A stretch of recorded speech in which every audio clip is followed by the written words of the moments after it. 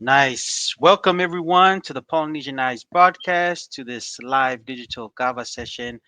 Today I am Aotearoa or Tomas Fale and Tua joining us today to give you this episode.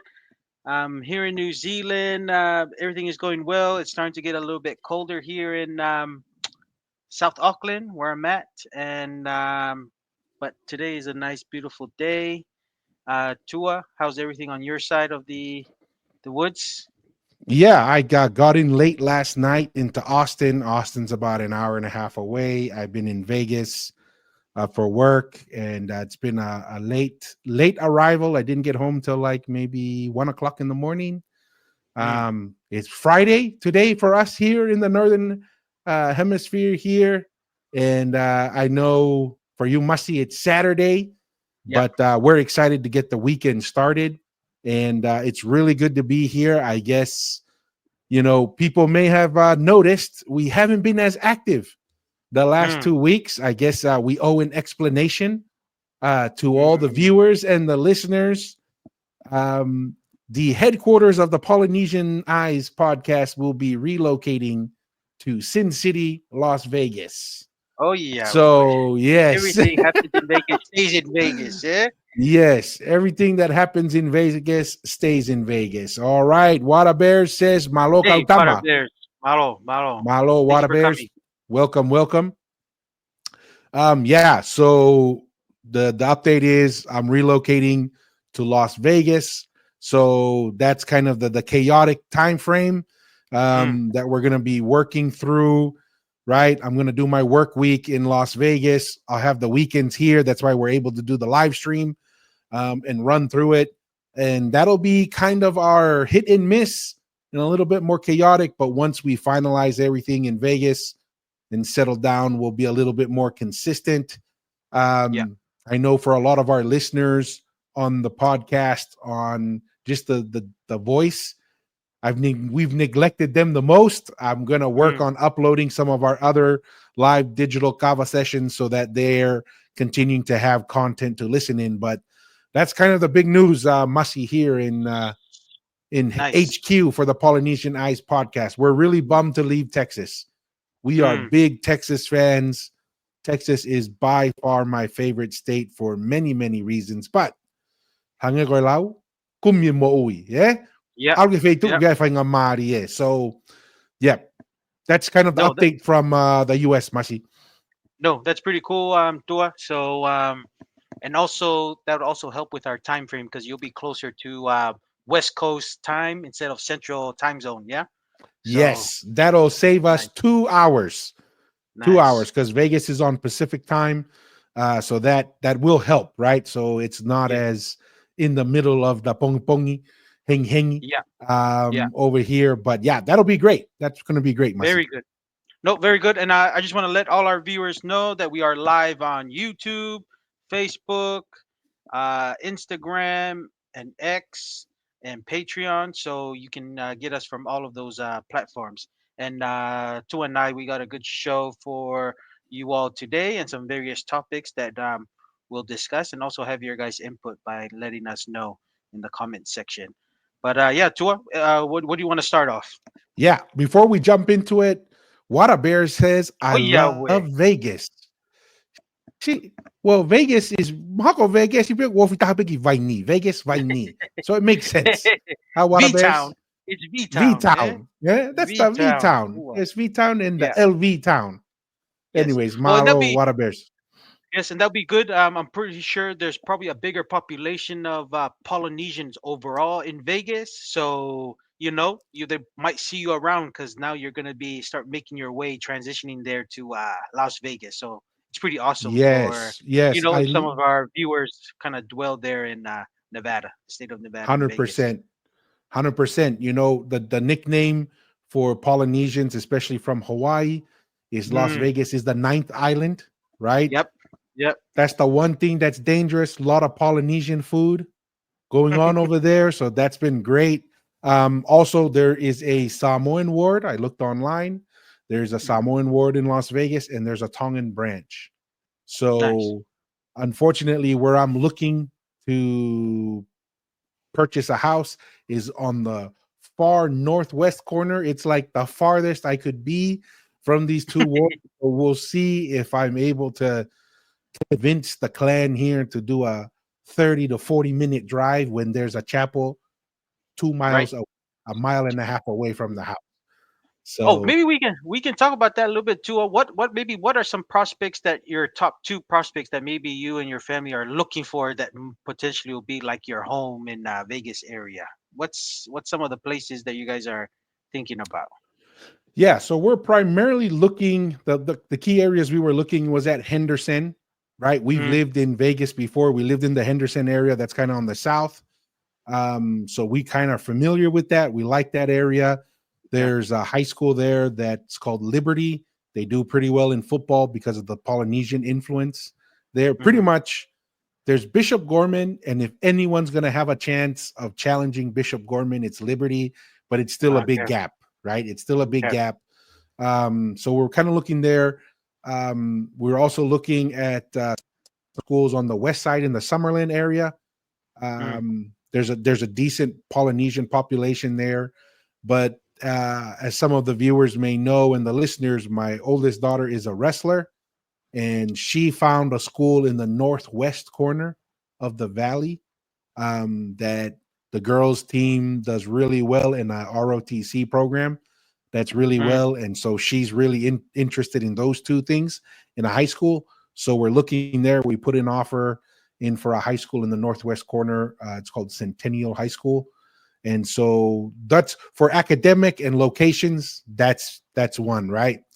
The other thing we're okay. looking for, because it's hard to beat Texas in cost of living, and this is appropriate because a big portion of our program is going to talk Cost about cost of living.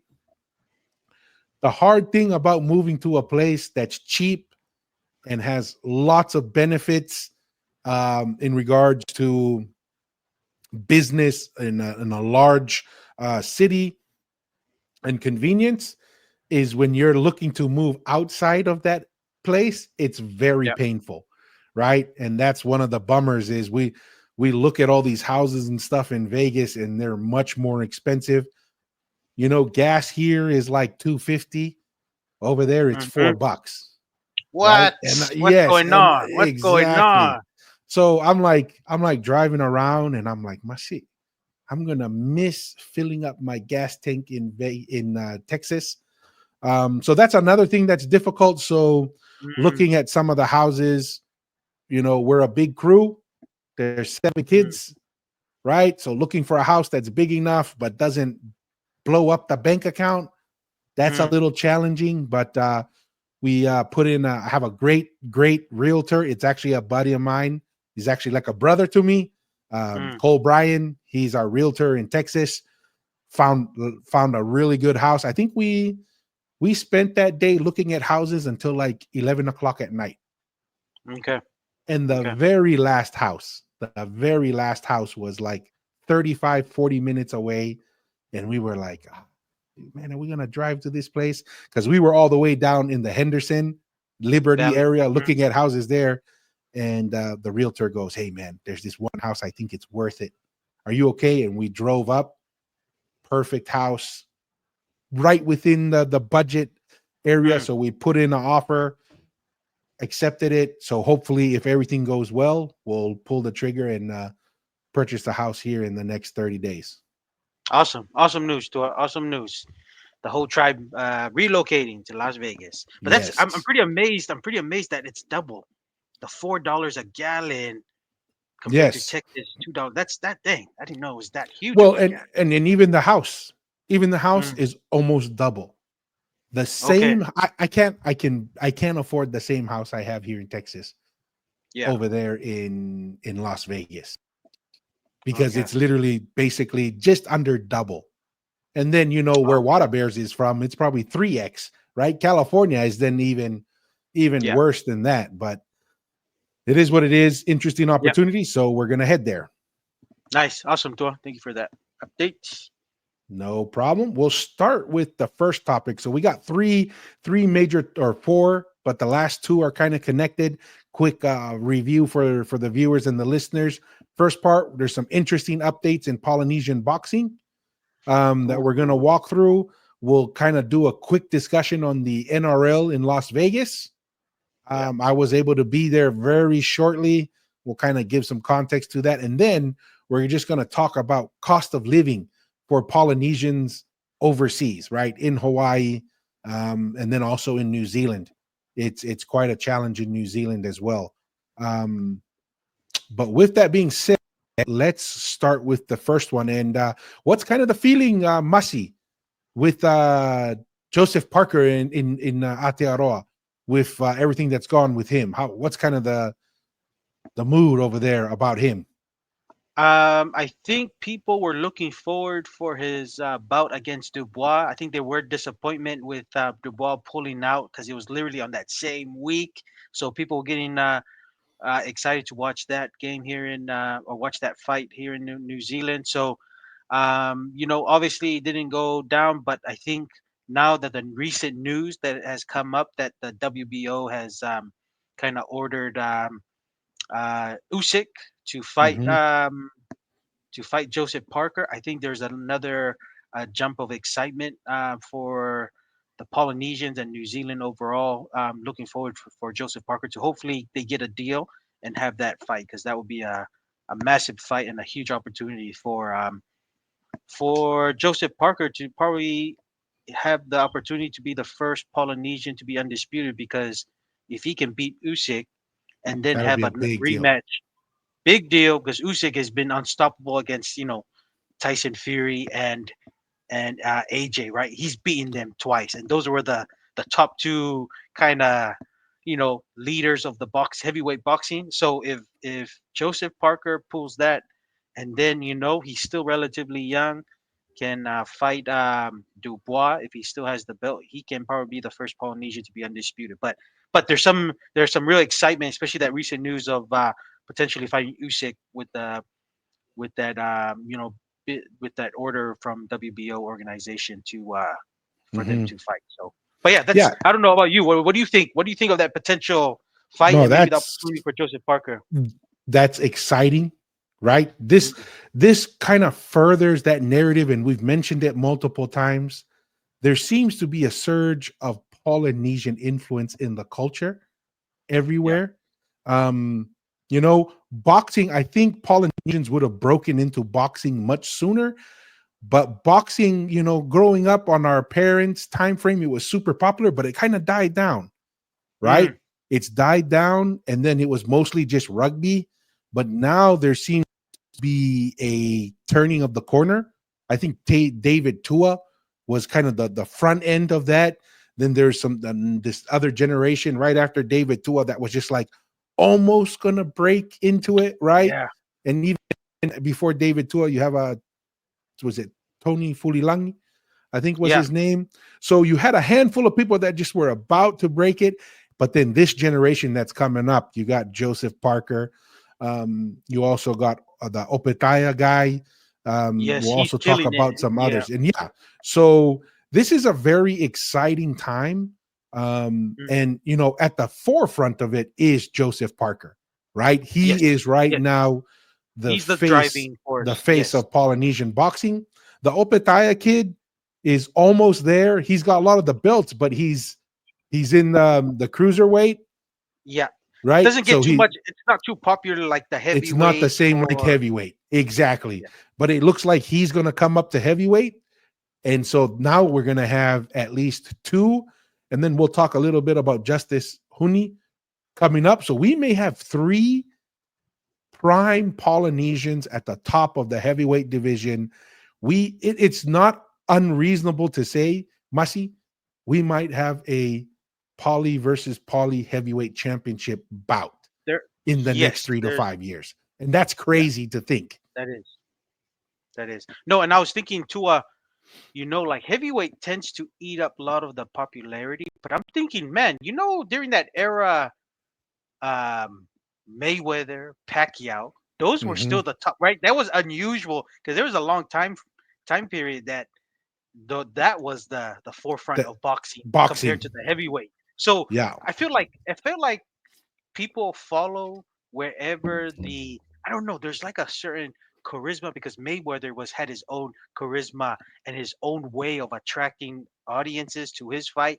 Pacquiao, he didn't really do much talking. It's more of his style His of fighting was fights were very attractive. entertaining. Yet his fighting. So I think there's a heavyweight tends to go because they're bigger, but boxing is one of those things that it just depends on your overall output and what you. It's almost like entertainment. Whoever provides the best entertainment, and Mayweather, has the talking. Even though they're very small guys, Oscar De La Hoya, some of these guys, they make a good product. So boxing is a unique sport that usually it's heavyweight because of more likely to get a knockdown and knockouts, but that's interesting that it reminds me of those other golden era of like Sugar Ray when during that Yep. time period of The the 80s. yes, that Mayweather and Pacquiao especially drove that during that time period. But it looks like the the needle has pointed back to the heavyweight, and a lot of the eyeballs are in the heavyweight division now. Well, and a lot of it that we have to give credit to like Tyson Fury,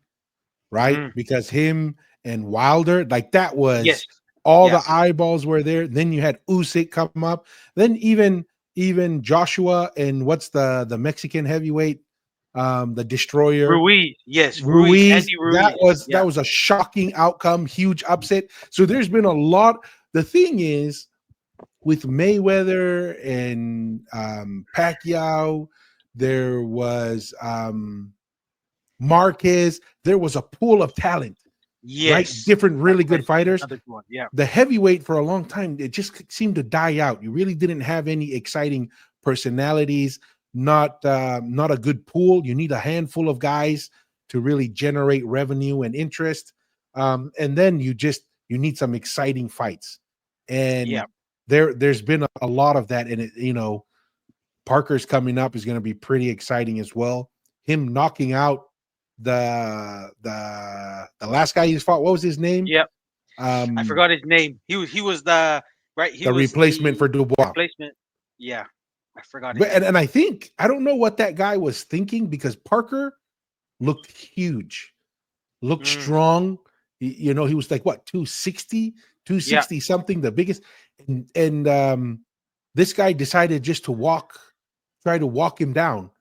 And I was like, okay, man, maybe if Parker was 220 or yeah, whatever, but him at 260 and looking confident, having a full training camp. hmm, we're looking back, and maybe that wasn't the best game plan. But let's no, let's react to this video about Usyk and Parker here real quick.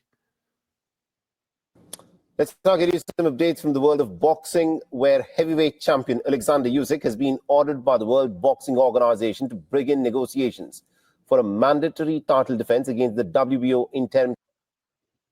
Oh, what is going on? Sorry. no, okay. Technical I have a W-2 and a difficulties. 1099, It and I happened. spoke It with happened.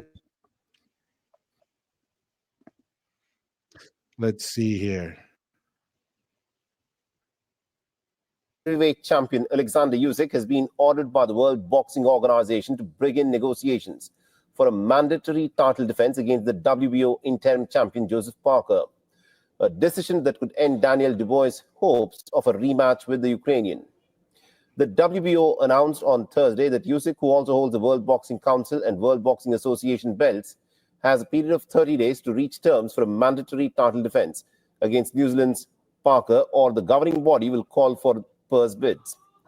The Parker defended his WBO interim title in Riyadh last month against Martin Bakole, a late replacement after Dubois withdrew because of illness. The Dubois was not looking to reschedule that fight and was hoping for a return clash with Usyk, who defeated the Briton in August 2023.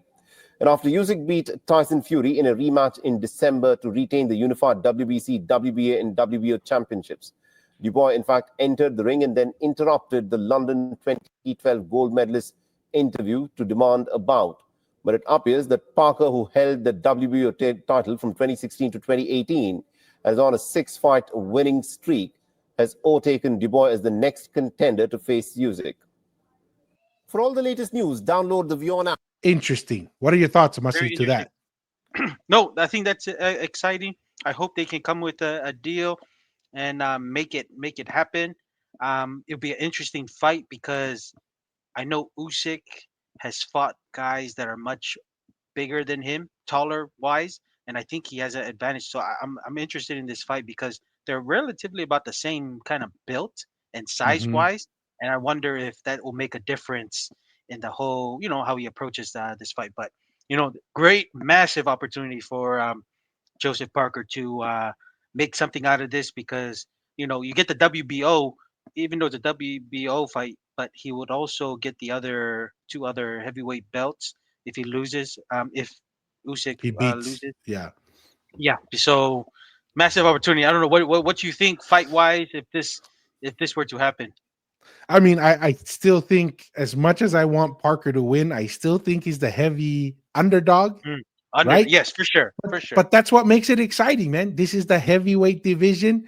Everybody thought that Bacole was gonna, if he was gonna win, if someone was gonna win by knockout, it was gonna be Bacole. And then what happened? Yeah. Parker knocked him out, right? Mm.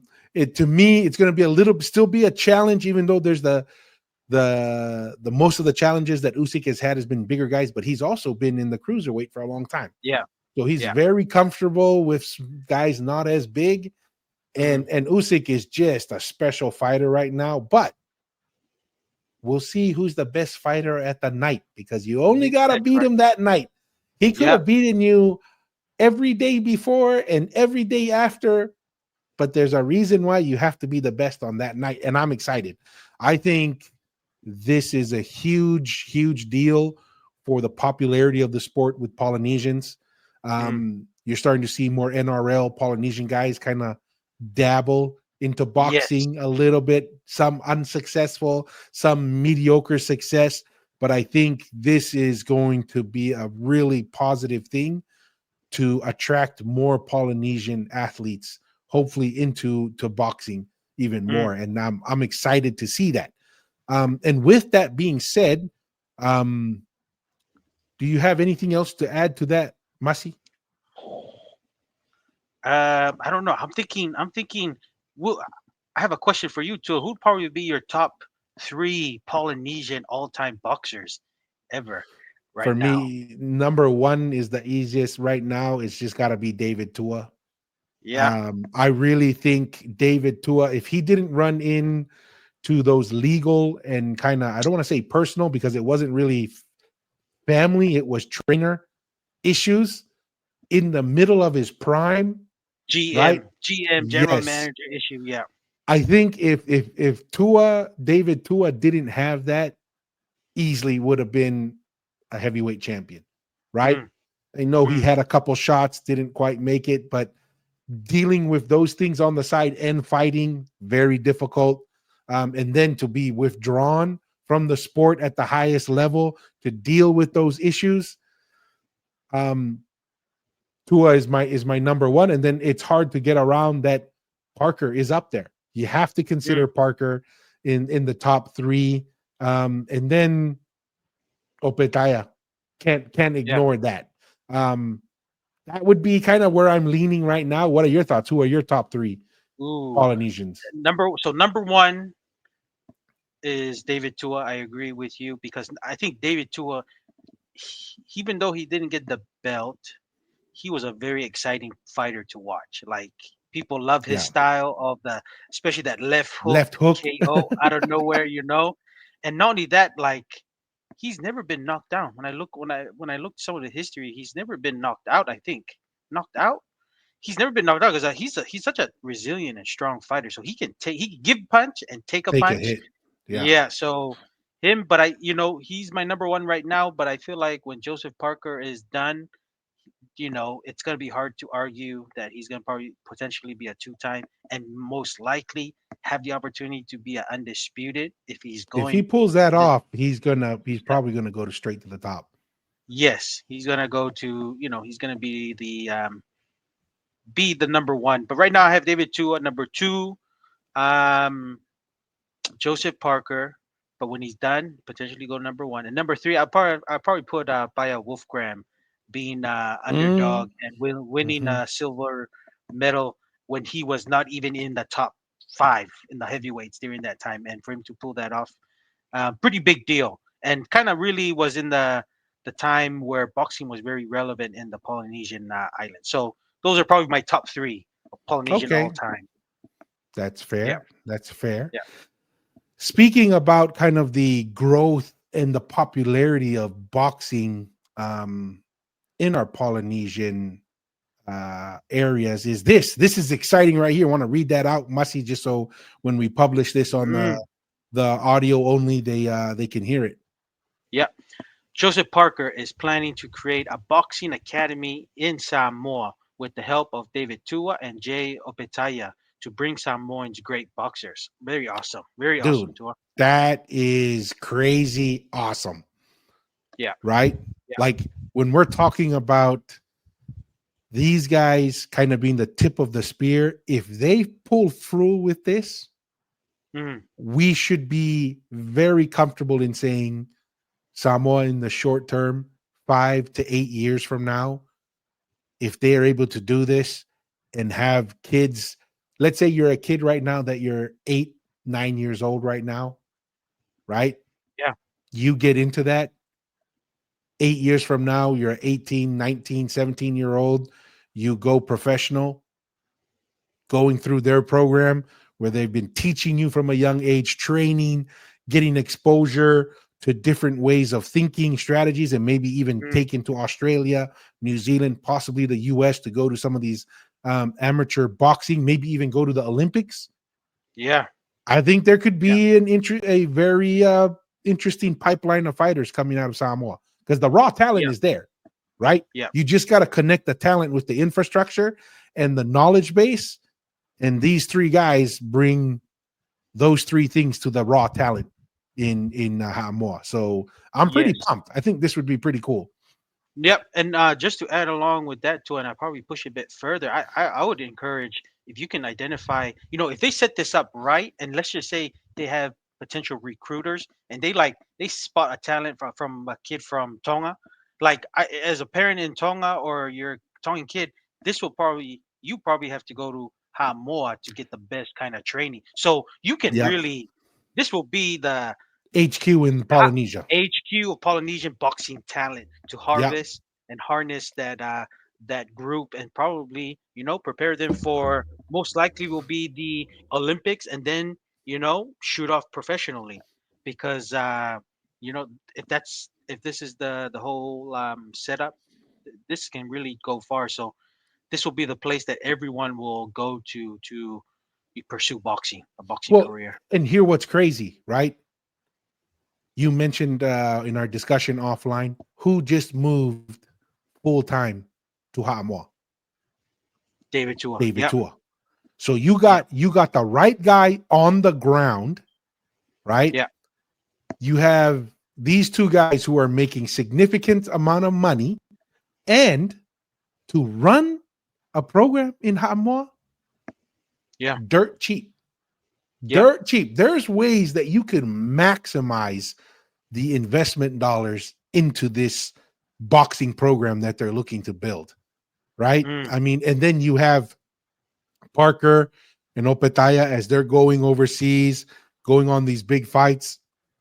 As a boxer comes up, give them some exposure in the undercard, right? When they go mm, pro. But I agree with you 100%.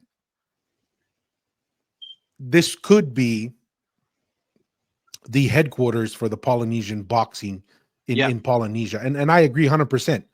If I'm living in Tonga, even Yep. Fiji, anywhere, if I'm living Yep. anywhere nearby Samoa and I'm serious about boxing and this thing becomes a reality and it's structured correctly, you would have to heavily consider going to Samoa to participate because it's just a huge opportunity. Yep. Yep. Agree. And I would even argue if that this goes really well, the Polynesian kids that are here in New Zealand and even Australia, this is Might I go don't know if you back. can get yeah, I don't know if yeah, because the access to you're getting like top fighters of the past with David Tua and now with Opetaya and Parker, and especially them being serious to build this thing. It's an awesome opportunity to really find out where you're at in the boxing and if this is something you want to pursue to make a living. 100%. And kind of the last thing to kind of mention is this other Polynesian heavyweight who's making a few waves now, not as big of a wave as Parker, but pretty significant waves. And this is Justice Huni, who WBO has just ranked as number 1 in the Nice. world. So this if he keeps winning, maintaining that, and Parker or Opetaia win the heavyweight titles, we could literally have a all poly heavyweight championship bout, which could Will be be awesome. awesome, Super awesome. Oh, right? and to be held in Las Vegas. Oh, Yeah, we're going. wait, We're Las, going to your place. We're going to your yes, place in Vegas too, eh? yes. We're going to my garage, and we'll have the live digital kava session out of my Oh, garage in Las oh, Vegas. that's the one. That's the one. But Tua, maybe you can. I haven't been following Huni too much because, like you said, he's kind of fighting in the background, working his way up to reach to the number 1 position. Now, now with this number 1, I probably will see a little bit more of him on the TV and stuff of guys that he's fighting. But do you know how he's like? What's his plans for this year, kind of thing, of like any setup fights that he has planned or anything? No, I'm not aware of any major fight because the guy, he's been patient. I think he's been doing it right. Right? Okay. He hasn't jumped the gun. Yeah. Some people, once they get like a string of wins, they want to jump automatically to the big fights. I think he's done it right. He's been challenging people in Australia, kind of like I think from Africa and some other Mm, places. And he has shown in all of those, right? He mm, looks bigger, his hand speed, it looks faster, power, crisp. And so I think within his next 2 fights, he's probably going to make a pretty big jump in the competition level. mm. And I think he's done it right. He's positioned himself well, because there's a lot of big names like we talked about earlier, right? Yeah. There's all these Yeah. big names out there with Fury, what is it? AJ, Zhang, Andy, AJ, Zhang. Yeah. exactly. All these big guys, let them fight each other, have some attrition.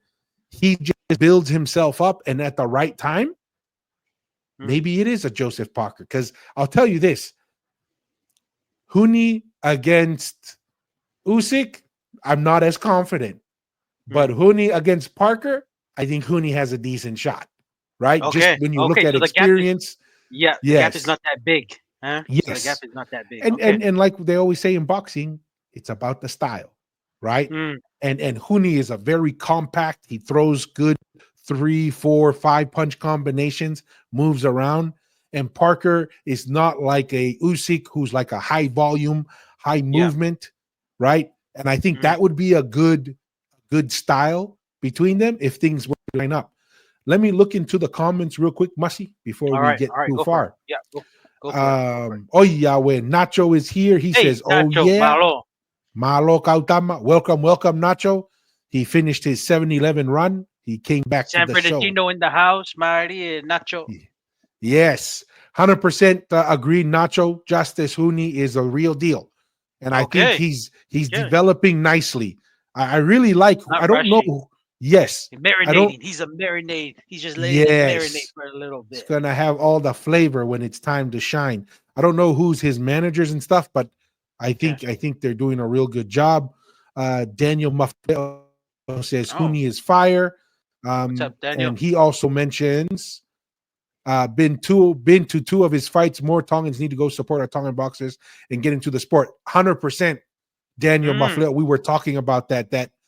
There seems to be a wave of Polynesian boxers coming through in this generation that we not only need to support them, but kind of do things and even support, like we're seeing what you call Parker and Opetaia, even though it's going to be in Ha'amoa, but we need to support that because that gives opportunities for the Tongan boxers, not just in Tonga, but like you said, Masi, Australia, New Zealand, to yeah. go to Ha'amoa and get that top level training, top level knowledge, and then just somewhere where you're just focusing on boxing. Yeah. But yes, Huni is is I think he's the real deal, man. I think in like 3 years, 2 to 3 years, he's someone that could very easily be multi-belt champion. Nice. No, I was gonna ask Mafileo. With the, I think. Do you think that could be? Are they promoting? Because, like I said, for me, I haven't seen too much promotion, Mafileo, of Justice Huni's fight. So it could be, it could be a promotional and a budget thing to try to get that exposure. Because for me, I really don't know where he's fighting, who he's fighting, kind of thing. So I wonder if that's a promotional thing, Mafileo. But hey, that's pretty awesome that you're there to support Huni, man. That's pretty cool. That is pretty cool. So that pretty much closes out kind of like our boxing segment here, Masi. Pretty exciting. I mean, I don't think there's ever been a more exciting time for Polynesian boxing. Yeah, it's been a while. Yes. Yeah. And so any kind of closing thoughts on that, or we should get into the next segment here? No, I think I agree with you, Tua. The next couple years is definitely going to be an awesome time to, if Huni still gradually gets better, and then let's just say Opetaia makes that jump to heavyweight, and then maybe Parker, if he does have all the belts, man, you can see this Polynesian Fury going for the top belt. So, hey, I'm excited to see what the future holds for Polynesian boxers, man. But pretty excited. Yeah, I'm really pumped like you are in that aspect, and I think you covered that well. And then just to re-emphasize what they're planning to do to invest Yes. into Ha'amoa for that academy, dude, that's huge, That right? is Not just huge. for Ha'amoa, but the whole Polynesian and just Pacific in general. And I think you brought up a really good point too, Masi, for New Zealand and Australia as well, Yeah. right? This Yeah. is huge what they're looking to do over there. Mm. All right. So the next segment we're going to go to is the NRL visit here in Las Vegas. Obviously, kind of disappointing. The Warriors got smashed. I was They hoping got they would. killed, but Yes, I was they hoping they would redeemed do better. themselves. They won. They won this week, so they They won redeemed this themselves. week, so okay, Yeah. that's a little bit better, right? That was like last year. They won, they came real close to getting to the playoffs, Yeah. but they did it, Real right? close. They did it. Yeah. But what's been kind of been the buzz over there in New Zealand, Mussy? Has there been any discussions? Anybody said anything about what their views are, perspective of how successful or interest in the NRL in Las Vegas? What any kind of feedback from your neck of the woods on that? No, there was just a lot of excitement on, especially focus on the Warriors, because the Warriors were, the team from New Zealand that went to Vegas.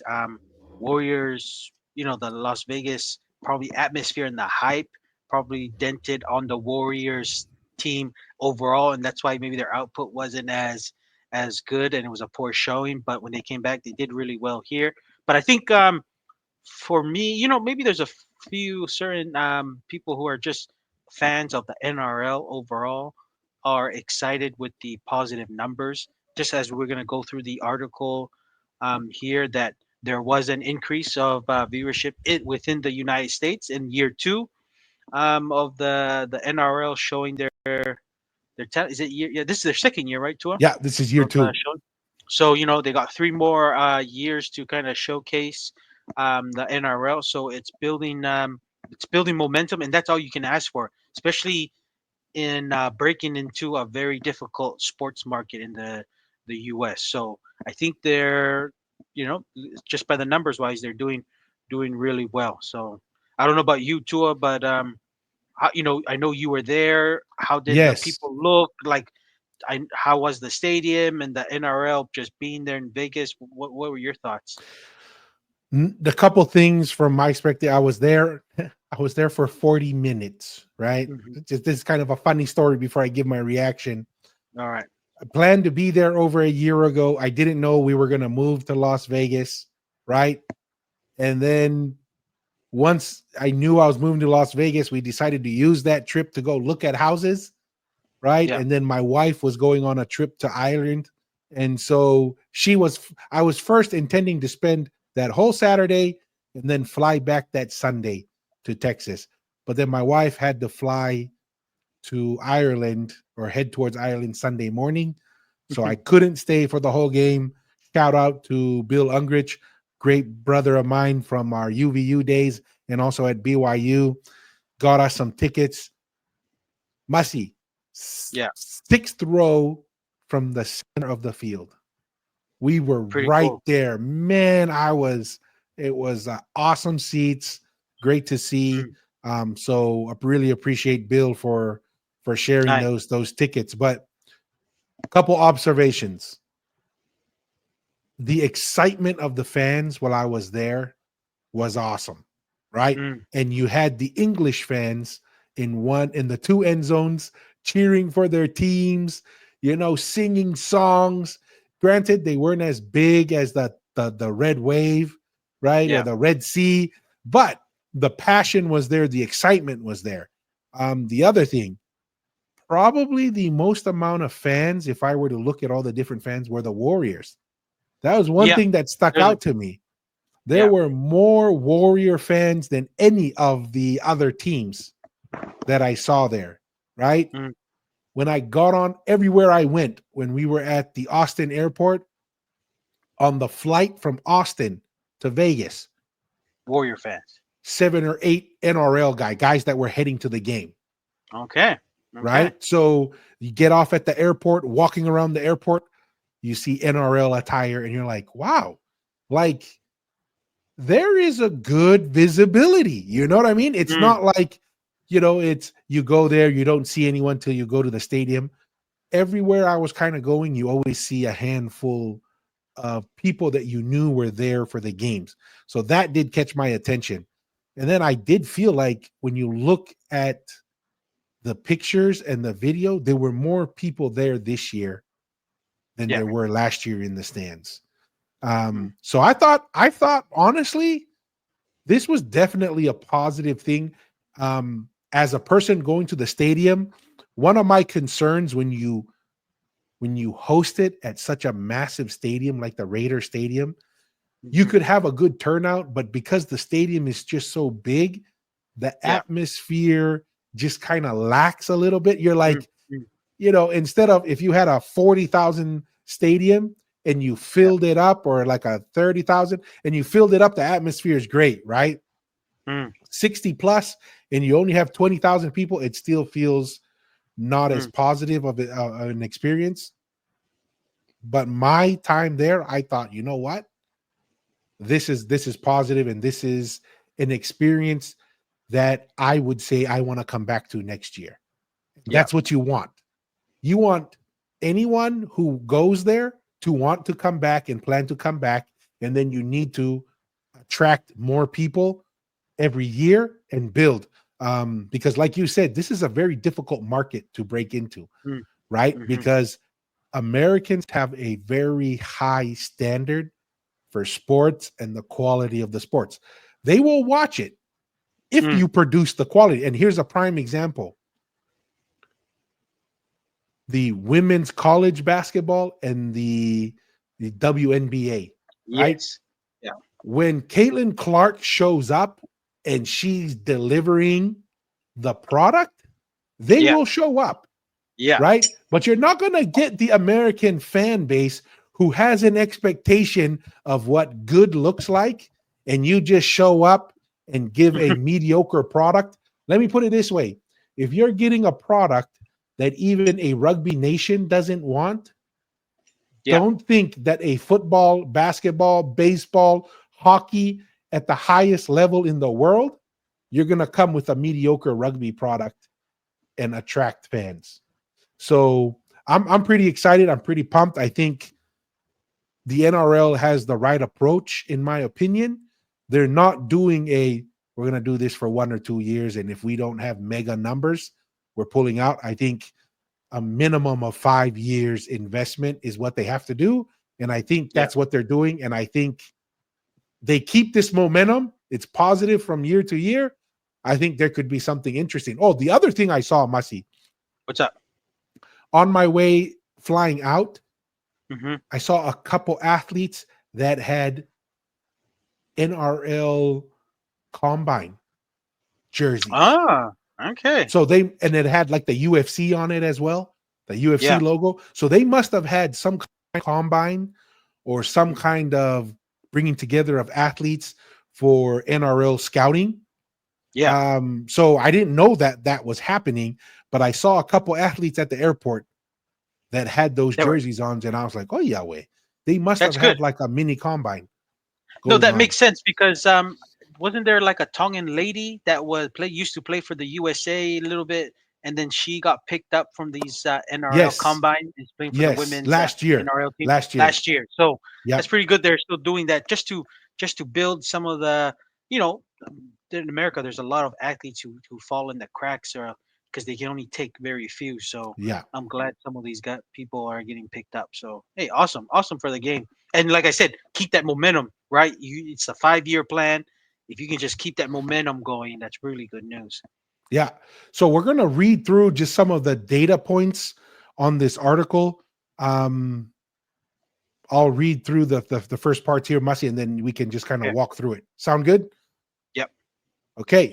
It says more than 3 million viewers in the United States, Australia, and New Zealand tuned in to the opening 2 matches of the NRL season at Allegiant Stadium as new broadcast records were set across the game. That's Nice. all you have to be able to say. We did a little bit better than last year. Hmm. That is a positive thing. And I think that's a big deal. It continues to say, in further proof that rugby league's globalization strategy is already paying off, after just the second year of the NRL's Vegas venture, viewership in the US increased more than 600% on the 2024 season opener. Nice. With exposure on the Fox network driving unprecedented viewership in the US, the Raiders Warriors match attracted an average US audience of 371,000. In Hmm. comparison, last year's Sea Eagles Rabbitohs match drew an audience of 61,000 Yeah. Yeah. in That's the an increase. United States. What's your thoughts, Masi? This is pretty sweet. Yeah. No, I mean that's right. Like what you said, if you're improved, that's 61,000 compared to this year. That was last year to this year 371. That's a good significant jump. So, the next goal would probably be 500,000 or more. Like just always get incremental um better. So I mean, they're the momentum they're doing the right things in my opinion. And the numbers are saying that. So, Yeah, you know. 100%. You want to read this little section right here, Masi, and just end with the numbers down there? All right. So is it the Yeah. 371,000?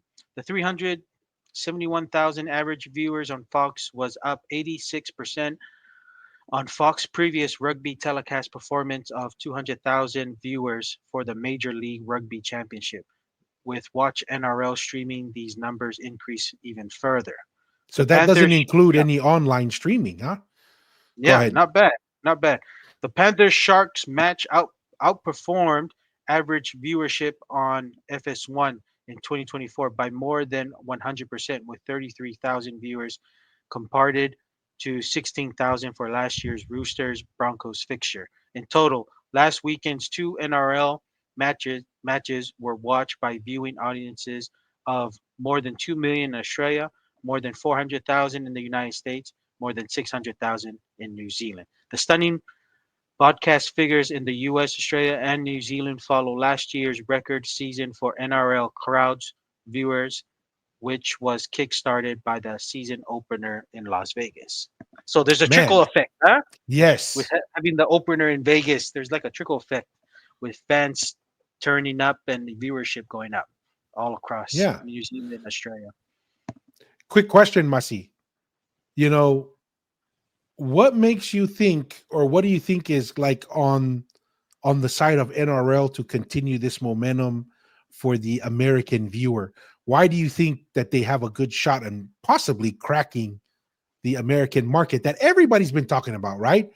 Yeah, You have World Rugby sending the All Blacks, sending Ireland, having these multiple efforts at like the Chicago Stadium. It's yeah. done good, but they haven't It's quite not cracked the lasting, code. Yeah. not enduring. What do Yeah. you what do you think are the probabilities, or what what chance does NRL have of cracking the US market? Well, I think that there's a lot more similarities, right, with the NRL way of playing rugby. It's a lot more. I think it's a much more attractive to the U.S. audience. Just it's easy. It's very hard, right, to educate a new sports fans into a sport. So I think NRL knows if they can just close the gap and just the more you can play, like 5 year, right, 5 year game plan to hopefully get a certain. I think they're trying to it's just 1% to a right. They're just trying to get at least to that close to that 1% and set something. And not only that, I think if you can attract, let's just say, if you get a multi-millionaire, $1 billion or a billionaire person that's interested to buy a franchise in Australia, that could set off some kind of right because the NRL model is very close to a franchise or to Yep. running a NBA, NFL, and if you get like a billionaire in the US that's willing to buy the team. When they buy the team, they're investing their time. Who knows if with their friends and their network that they can maybe have like a instead of doing the opener season, they're probably gonna start attracting doing the opener mid-season and a like a last finale season or something. There's gonna be if you can attract quite a few interests through that network, I think it's possible. And then maybe having somebody to try to generate or create a franchise in the US with maybe getting players throughout the world. Because right now, like you said, we had the UK there. You can also attract players from there. And I feel like, right, we kind of mentioned it earlier in our earlier episodes between union and league, whichever cracks into the US market, the other one's going to be non-existent. It's going to be non-existent. So the NRL, I think, are having a much more better game plan instead of having a one-off series that the union tends to do in the US. That's not long and it's very difficult to get the fans to keep watching your product. But like you said, Tua, you felt like this year was a lot more people than last year, and that's all you can ask for to try to build a new game in America. But I don't know what if you had anything else, but like what are you seeing with the NRL approaching Yeah, to I try to mean, make their game have interest in America? for me, I'm a little biased, right? Because I played rugby league in Tonga. And, Yeah. I remember the days where I would watch the Rugby World Cup for rugby league, and there would be maybe one or two other people with me interested to watch Mm, it, right? Because mm, everybody was about the rugby union. Now it's yeah. kind of done a 180. Yeah. And this comes back to, and I think you are a fan of this, Masi. Rugby league is a lot, and you mentioned it. Rugby league is a lot closer to the American perception of the superstar on the team, Yeah. right? Like everyone on the NRL teams, everybody already knows like who's the top paid athlete, who's the most popular athlete, and who is going to make big moves in the off seasons because this team needs a superstar forward, right? Or they need a superstar back. And Yeah. the US consumer of sports understands that, right? Yeah. And so they like that. The fact that NRL is already kind of geared towards having your superstars, right? And Hmm. having them in the news and recognizing them. And then the fact that the sport is a lot simpler than rugby union. Rugby union is a lot more technical. It's an acquired taste, Yeah. right? It's an acquired taste. You have to develop, invest a lot of time and energy. Rugby league, very viewer friendly, right? You Mm, can understand it very quickly. It's very simple. It's fast moving. And this is another observation that I had from going to the game. Rugby league players are built like what an American would expect a professional athlete to look like. That's one mm, of the things that I've always noticed that kind of I was reminded of. You see a rugby union player, yeah. they're not built with muscle and mass, right? Because you don't that's not what you always need because there's so many different ways to win, right? Yeah. The strategies and skills. Rugby league, yeah, you could be the fastest, you could be the whatever, but there are times where you need ground and pound and we just Mhm. need you to run straight because we got to complete a set and we just need the meters, right? Yeah. And so that was the thing that stuck out to me when I saw the English guys come out. I was like, oh, you look like an athlete.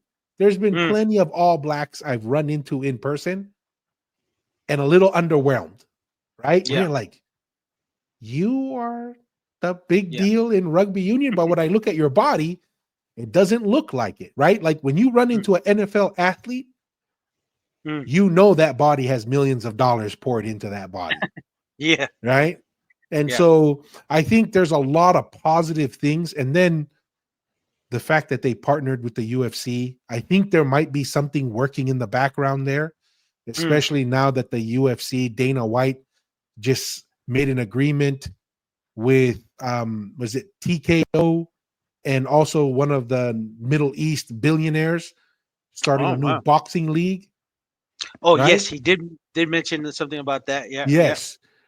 I could possibly seeing that being duplicated in a NRL or a rugby league scenario where you have someone like Dana White who Mhm. could lead the advertising, the exposure. You have the money backing from the Middle East or some rich billionaire, like you're Yep. saying, and then someone who can also give access, whether it's the NRL itself to kind of give access to different media and other markets outside of the US. But I think rugby league by far is better suited for the American market than rugby union. Um, Yes. and so I Yeah. think if the right conditions and the NRL is persistent, I think these 5 years is a test case for them to gather the data and then go to like a billionaire, like you said, and say, hey, back us. Look at what we did in 5 years. Back us Mhm. and let's make this happen. Yeah. Yeah. No, and those, and I think when they get into the U.S. market too, and just have somewhat of a following there, and there'll be positive changes. Like the NRL are willing to, because like you said, the American consumers of sports, they love they love their superstars. Like having names in your back is gonna probably be NRL is probably most likely gonna make that change. You know, probably being a lot more friendlier with the yellow card calls, that maybe instead of losing your red card, you get yellow card, you have a substitute coming. Like there's a lot of things that are NRL are willing to change that union is finding very difficult to change, and you can see it with where the game is at with both those rugby codes. That league is a lot, it's a lot where the excitement is at. You even watch the Warriors games, there's a lot more people going to the Warriors games. Super rugby, they're, that's almost like second tier. It's almost like if, yeah, if I'm available kind of thing. It's not the Yeah, forefront of someone's planning. So hey man, so NRL, they're you know, they're making the right steps, man. not 100%. Exciting. We'll keep tracking it, see if Yep. that continues to improve. Moving on to the next segment, and this is kind of our last two segments will focus on cost of living, right? Mm, This is something that I think is important to understand, and to our people. We usually are larger families. We are yeah. multi-generational living, and you know, a lot of the fa'alave and the kaveinga, right? Yeah. The economy and the cost of living is a big deal for our people because we aren't just looking at our little nuclear family and our little world. We are much more of a extended family experience, and not just extended family, but extended community through the Yeah. church, where there's, you know, whakaafes or big Yeah. feasts and weddings, funerals. We're very integrated. Um, and so we do seem to kind of like, I guess you could look at it and say we react maybe a little bit better to some of those changes, but it still impacts the whole community at large. So I wanted to watch first is video, and this is, I guess, kind of interesting because of with the whole Doge thing and government Hmm. inefficiency. But this is a video from Hawaii um, about an agency in Hawaii that's called the, you know, Hawaiian Homelands. Department of Hawaiian Homelands, where they're kind of issuing out land. And Okay. listen to this and how kind of crazy this sounds. So, kind of, I guess, before we jump into it, Masi, Yo. going to high school in Hawaii, living there, kind of give what the next generation of young people who grew up in Hawaii, the challenge they face if they want to stay in Hawaii, and Mm, why the majority of them have to leave Hawaii, even though they don't want to, right? They don't want to leave, but they still have to. They feel like there's no real opportunity. But kind of give to the viewers the background context on that. yeah. So a lot of the young people in Hawaii, like you mentioned too, they want to make a living and stay in Hawaii, but Hawaii, to my understanding, Tua, especially on Oahu, the average home price, we're talking about at least $1 million. And we're saying Yeah, $1 million, and we're a talking about a shack, million, uh, 1 bathroom, 3 bedroom house. Like that's the kind of $1 million we're talking about in and Oahu. not And even like a high end one bathroom, yes, one bedroom, right? This is yes, it's just a basic, very very basic. basic. It's just for your basic needs, and that's what you're getting. And not only that, Hawaii, just like a lot of the Polynesian communities, you tend to live with a lot of extended family, right? So when you're trying to make, you know trying to make a living there, there's the space, and to acquire further property in Hawaii is very difficult. So many of the people have to go to the mainland and kind of start a career. And that we're talking about like just working, just just a trading job, and they can make a good living off of that. And they're most like what you said, most of them have made that venture in Las Vegas, and they're Yep. doing really well. And this is the dilemma that happens here, right? So all the kids start going to mainland, and let's just say the parents are starting, in their 70s, 80s, they pass away, right? So what happens? It's either that kid comes back and they take over the home where the parents used to live, and then they make the move there. But many of the young people, they've married people from the mainland. Their kids already ingrained and Comfortable. comfortable going to school there. So many of them just end up selling that. And then when they sell that, it's more at a high end cost, because the just like everything in Hawaii, your value of your property keeps going up. So they sell that, and then, right, that's kind of like the end of their ties in Hawaii. So that's why it's very difficult for Mhm. people to go back to Hawaii. And just even a trading job to do in Hawaii, it's a very small market for them to get into. And because they didn't establish and work their way there, it's very difficult for them to kind of transfer their skills to Hawaii and make it work there. But not only that, they're trading their skills that they get paid for in the mainland is probably, let's just say you're taking a pay cut to work in Hawaii, and it's more expensive to live in Hawaii. 100%. So there's a lot of those there's a lot of those nuances that a lot of the young people have a dilemma of dealing with. And then, there's some that one kid, will go back and kind of hold down the fort for the rest of the family, so the family still has that opportunity to fly to back home and kind of take over their family estate kind of thing once their parents have moved on. But there's quite a few numbers of families that it's very difficult for them to relocate back to Hawaii, because one, you're taking a pay cut, and two, the cost of living is probably worse than what they experienced when they were young. So that's kind of the dilemma for young people kind of going through tour. But I don't know if you maybe is there anything else that maybe you think The one from other thing, people's experiences that for the people other thing I experience in would Hawaii? add from my observation is just that nuance when you said when the children who have gone overseas, or not overseas, to the mainland, right? Yeah. And when the parents move on or pass on, if they don't move back, typically that home is too expensive for another young family to buy. Yes. So guess who ends up buying it? Rich It's the people from the multi-million. Yeah. mainland, Yeah. right? Who don't Vacation even homes. Yeah. live there. Yeah, exactly. They don't even live there.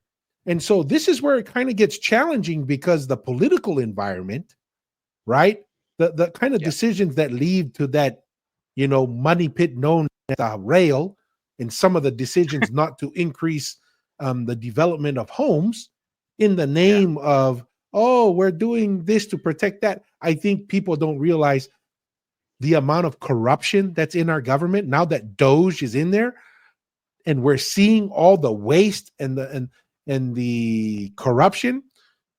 We now can really accept the fact, and we have to accept the fact, there's a real chance that the political leadership in Hawaii, they don't care that the younger generation can't live in Hawaii. They don't care that the millionaires who live on the mainland are buying these homes.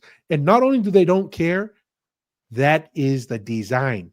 That's what the intent is. And this video kind of goes back to this because it's just mind-boggling to observe this kind of situation here, right? Let's listen into this. Okay. So this is a hearing of the legislature, some kind of oversight committee with that Department of Hawaiian Homeland. That I am making is that the department has not proven itself to be credible, reliable, and responsible on taxpayer money to give Hawaiians their leases so that they can afford to stay here in Hawaii and live on the land. Oh, I didn't. Oh, I guess I need to restart this because I thought the department is stating that they are going to need $6 billion to clear the wait list. Okay, can you believe that?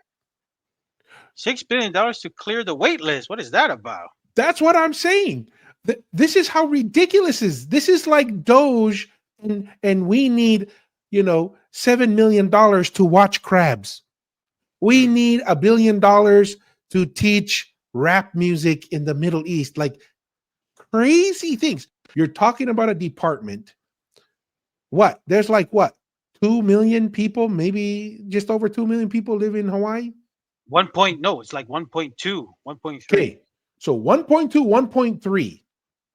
And this department is asking for $6 billion to assign people properties and clear them their requests to have land to live on and to build on. What in the world are they spending this money on? That's ridiculous. And it'll continue here a little bit more, but they already have a budget that they haven't even gone through, and she'll go into it a little bit more, but this is kind of crazy.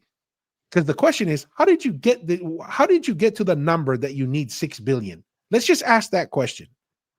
No, Tua, and I was gonna say, so they need a Doge in the state level, eh? Yes. No, to really ask those questions, Masi, because now we're understanding that politicians, they're making money, they're robbing the taxpayer. They don't need $6 billion to do this work. The politicians have identified this is a way we can get $6 billion so that money can be trickled to some kind of organization that they set up, just like that Stacey Abrams, who got 1.2 billion to a shell company that she set up recently. That is exactly, I have no doubt. I haven't seen evidence. I don't have evidence for everyone that's listening, but I'm telling you, when a department in Hawaii comes and says we need $6 billion just to organize a list of people who want land to live and stay in Hawaii, something is going on. That $6 billion is not going to do that job. That $6 billion is going to people's pockets. Yeah. No, and that's and just to add on to that, they keep throwing money because Hawaii's kind of been used to throwing money and everything. I mean, I think Hawaii of all the states probably spend the most per student in the public education, but they don't get the best result. Yeah. So it's that same mentality. Just keep asking for taxpayer money, but no positive results or outcomes. No accountability, no real results, right?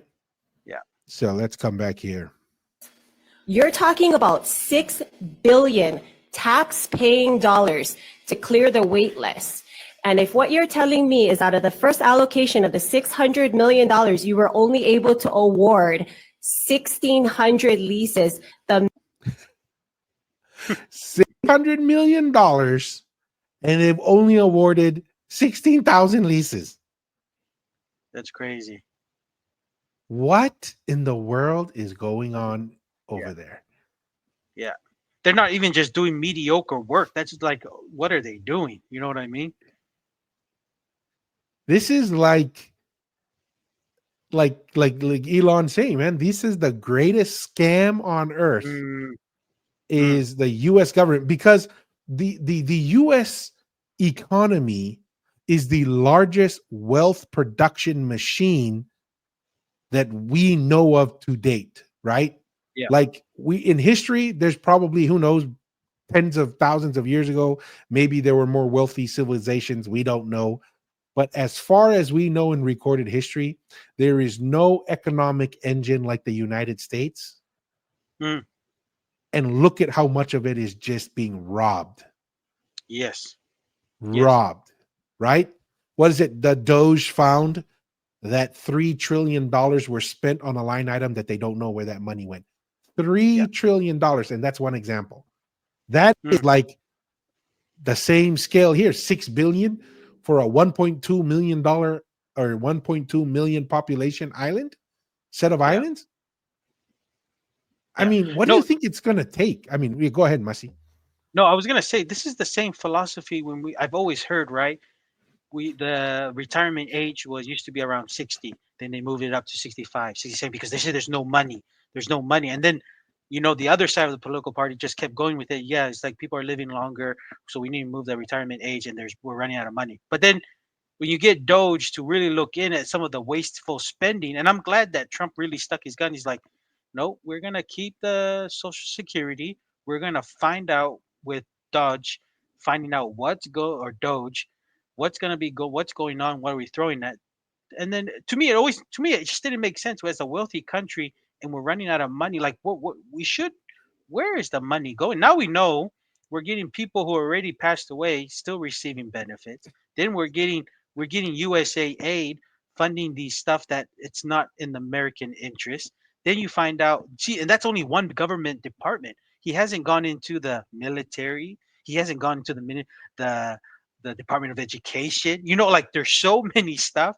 We got these spendings. Are like, man, maybe people should be start receiving Social Security at 50 or something. Like to me, that's once we can if we can find out and start cutting this into all levels. This is only federal government, but even if we go to state, we'll find a lot of wasteful spending that it actually will be a benefit. The taxpayer will be much more benefited if they were able to cut up the cost. But like what you said, Tua, we're cutting out all this corruption. Then we have the other side who are paying these agitators to say we're cutting the necessary government, Medicare and Social Security for people. But like what Musk is saying, we're actually not cutting any of that. We're actually going to save those programs because of what their work is doing. So Hawaii, like I said, man, the way Hawaii is going, it's going to bankrupt itself. It's going to be a massive financial collapse or something. The way it's going, because if what Trump is doing right now is what Hawaii needs right now. They need a strong political will of somebody, and then not only that, you're going to need somebody like a Musk to really, because Musk is suffering especially his Tesla company. His stock is losing really going billions down, of dollars.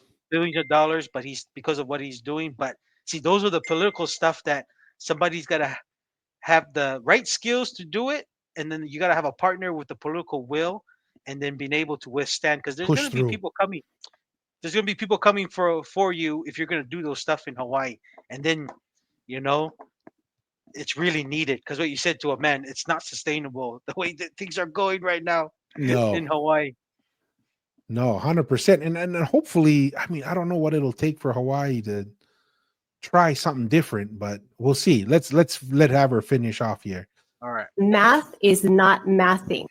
We're working with the governor's office as well as budget and finance to get it released. We spent $335 million. Okay. So you are asking us to just blindly trust the department. Okay, we're going to get another $600 million, and this is what we are planning on doing. I need proof on what you guys have already done. And so the point that I am making is that the department has not proven itself to be credible, reliable, and responsible on taxpayer money to give Hawaiians their leases so that they can afford to stay here in Hawaii and live on the land. Very, very interesting. Yeah, yeah. There's good. No, that's the thing too. It's gonna be very in the state level, right? The federal government can only do so much, but the state level has another layer of really affecting the people who live within that state a lot more greatly. Is man, there's got to be a real audit in Hawaii with all these governments, especially the the Department of Education, the Department of Lands, and the Department Mhm. of Revenue in Hawaii with the tax. Like how people in Hawaii will be amazed to find out what their tax dollars have been. Be bold, ask the tough questions, and I like what you said, Masi. Be patient. Mm. Right? It's a marathon. It's not a sprint. But once again, appreciate everyone's time. Appreciate the questions and the comments. Appreciate your time, Masi. And as always, till next time, peace. See ya.